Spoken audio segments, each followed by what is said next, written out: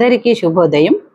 నరక చతుర్దశి రోజు స్నానం చేయాల్సిన విధి విధానం ఏంటిదో మనం ఇప్పుడు చూద్దాము.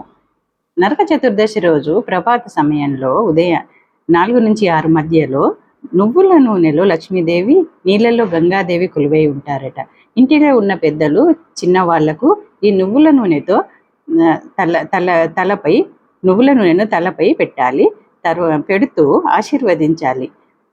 నీ కడుపు చల్లగా, నా కడుపు చల్లగా, అమ్మ కడుపు చల్లగా, అత్త కడుపు చల్లగా, 1000 ఏళ్ళు వర్ధిల్లు అని ఆశీర్వదించాలి. తర్వాత ఒక ఉత్తరీని మొక్కను తెచ్చి వాళ్ళ తల చుట్టూ 3 సార్లు కానీ 5 సార్లు కానీ తిప్పాలి.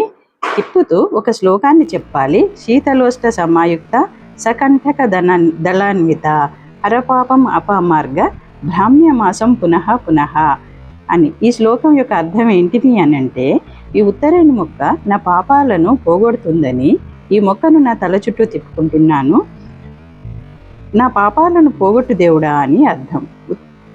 ఉత్తరేణికి ఆధ్యాత్మికంగా దోషాలను పోగొట్టే శక్తి ఉన్నదట. భౌతికంగా కూడా ఎన్నో ఔషధ గుణాలు ఇందులో ఉన్నాయట.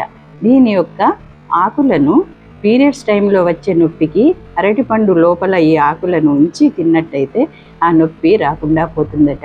ఈ ఉత్తరేణి పుల్లలతో పళ్ళు తోముకున్నట్టయితే పళ్ళ సమస్యలు లేకుండా పోతాయట. ఈ విధంగా ఈ మొక్కకు ఇన్ని ఔషధ గుణాలు ఉండడం వల్ల ఈ రోజుకు ఈ మొక్కకి ఇంతటి ప్రాధాన్యత. తరువాత తలారా స్నానం చేయాలి. స్నానం చేస్తూ మధ్యలో దక్షిణ వైపుకు తిరిగి యముని గుర్తు చేసుకోవాలి. ఈ విధంగా స్నానం చేస్తే కాశీలో చేసిన పుణ్యం దక్కుతుందట. మరి మనందరం కూడా నరక చతుర్దశి రోజు ఈ విధి విధానాలను పాటిద్దామా? మరి ఏమంటారు?